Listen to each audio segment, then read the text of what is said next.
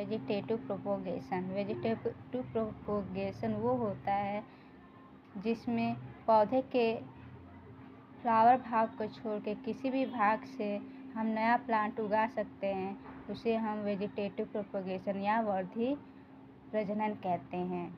Most plant grow from seed, but some can also grow from certain part like stem, roots and leaves of the parent plant. This way of plant reproduction is called vegetative propagation. Natural vegetative propagation यानी प्राकृतिक रूप से जो propagation यानी वर्धी जनन होता है।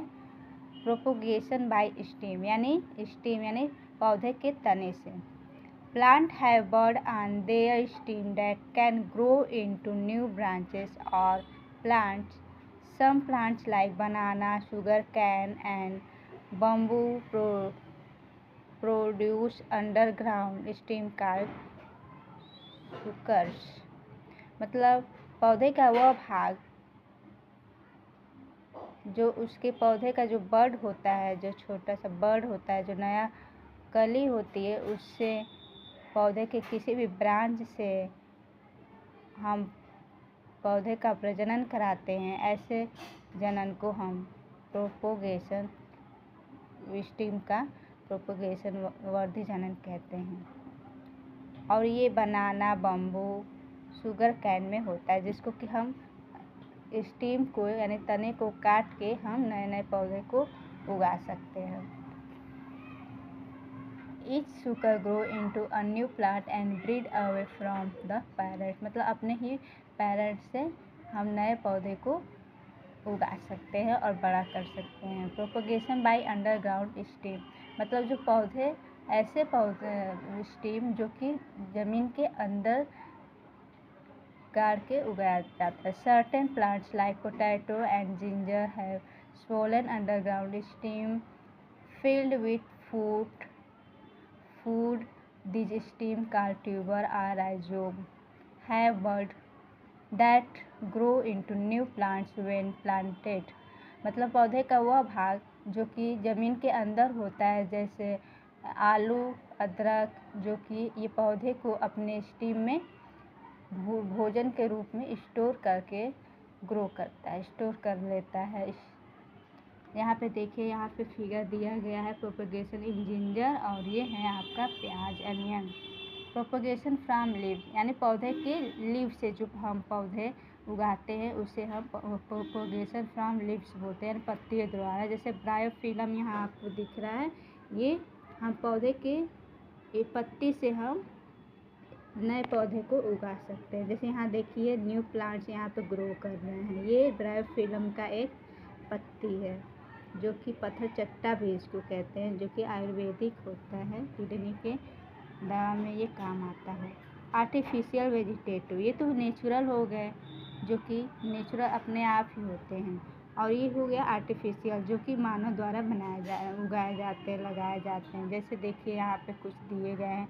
Propagation by stem cutting, जैसे आपका रोज हो गया, शुगर कैन हो गया, हम इसको क्या करते हैं, कटिंग करके ज़मीन के अंदर ग्रो कराते हैं। और piece of stem with bud is cut and planted, grow into new plant. Example include रोज हो गया, शुगर कैन एंड हिबिस्कस। मतलब इन पौधों के हम स्टेम को कटिंग के द्वारा उगा सकते हैं। प्रोपोगेशन बाय लेयरिंग वो होता है जब हम किसी भी पौधे के एक ब्रांच को नीचे से मिट्टी के द्वारा दबाते हैं तो वो नए पौधे को उगा सकता है। जैसे कि यहाँ दिया लेयरिंग ब्रांच हो गया। Layering branch of plant is bent to the ground and covered with soil, root grow from the covered plant का लेयर। जैसे चमेली का, जासमीन का होता है पौधा, हम उसको लेयरिंग के द्वारा उगा सकते हैं। प्रोपोगेशन बाय ग्राफ्टिंग, ये ग्राफ्टिंग होता है, ग्राफ्टिंग के द्वारा हम किसी भी पौधे को उगा सकते हैं। This method combine part of two different, मतलब किसी भी पौधे के भाग को कटिंग करके हम वहाँ पे ज्वाइंट लगाते हैं तो वहाँ पे नए ब्रांचेस निकलने लगते हैं। जैसे mango, apple, rose are often grow using grafting, इसके द्वारा हम ग्राफ्टिंग के द्वारा, यहाँ पे देखिए ये ग्राफ्टिंग का एक प्रोसेस दिया हुआ है। इस एक पुराने पौधे को काट के नए पौधे का ब्रांच यहाँ पे लगा के इसको ग्राफ्ट किया गया है, इसी को ग्राफ्टिंग बोलते हैं। एडवांटेज ऑफ वेजिटेटिव प्रोपेगेशन, मतलब इसका लाभ क्या होता है वेजिटेटिव वर्गी प्रजनन का। फास्टर ग्रोथ, यानी ये बहुत तेज़ी से उगता है। सेम कैरेक्टरिस्टिक ऑफ अपने ही पेरेंट्स प्लांट के ही समान होता है, ठीक है। और इसमें smaller plants grow from part are usually smaller, making it easier to gather fruit।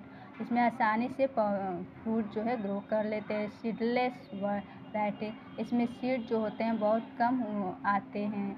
Vegetative reproduction through spore, अब हम यहाँ पढ़ेंगे जो रिप्रोडक्शन होता है स्पोर के द्वारा। ऐसे कौन से पौधे होते हैं जो कि स्पोर के द्वारा पौधे उगाए जाते हैं, जैसे फंजाई हो गया, मॉसेस हो गया, ये सब स्पोर्स, इनके पौधे जो होते हैं स्पोर होते हैं, इन्हीं के द्वारा हम नए पौधे को उगा सकते हैं। जैसे कल्टिवेटेड प्लांट क्रॉप, मतलब इसको हम सिंचाई या बुवाई के द्वारा उगाते हैं, ऐसे पौधे को कल्टिवेटेड पौधे कहते हैं। जैसे राइस हो गया, वीट हो गया, ऐसे पौधे जो कि अक्टूबर यानी समर गर्मी में उगाए जाते हैं, उसको हम रबी खरीफ की फसल बोलते हैं। जैसे राइस हो गया, मेज हो गया, ज्वार हो गया, बाजरा, और ऐसे फसल जो कि हम नवंबर अप्रैल यानी कि विंटर सीजन में उगाते हैं, रबी की फसल कहलाती है।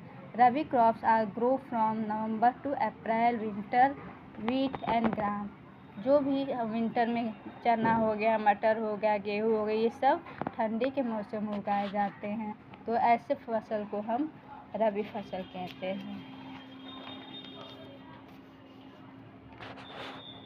वेजिटेबल्स यानी सब्जियां, जैसे समर में जो होती हैं, समर में vegetative cucumber, egg plant. Winter की जो सब्जियां होती हैं cabbage, cauliflower, rice and jute. Need clay soil and plenty of water, मतलब राइस और जूट की जो क्ले होती है वाटर को क्या करती, सोख लेती है।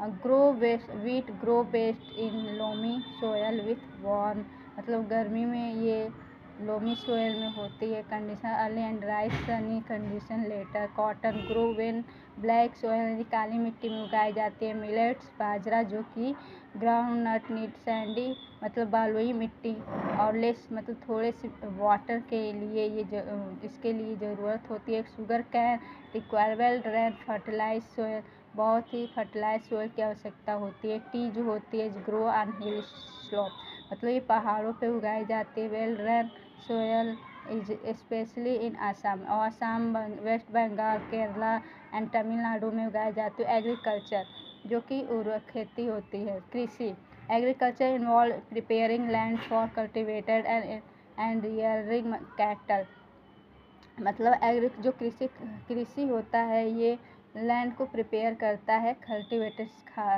कृषि के योग्य बनाता है, और पशुओं को It includes preparing the soil, sowing sod, adding manure and fertilization, irrigation, protecting from weed, harvesting, मतलब इसका ये सब प्रिपेयर करता है एग्रीकल्चर कृषि में। कैसे बुवाई करते हैं, कैसे सिंचाई करते हैं, फर्टिलाइज़र, मैन्योर, ये सब इसका ये सब प्रबंधन करता है। प्रोटेक्शन ऑफ क्रॉप, प्रोटेक्शन यानी क्रॉप को हम कैसे सुरक्षित रख सकते हैं। Crop need protection from grazing animal, cow, goat, proper fencing.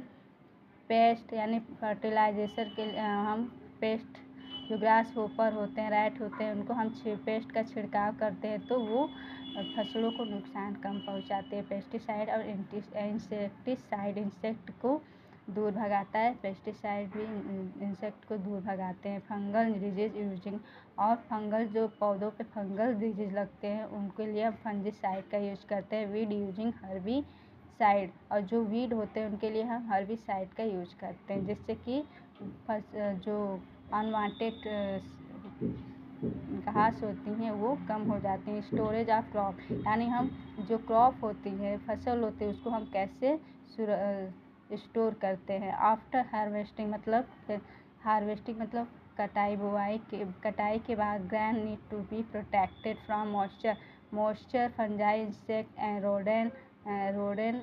They should be stored in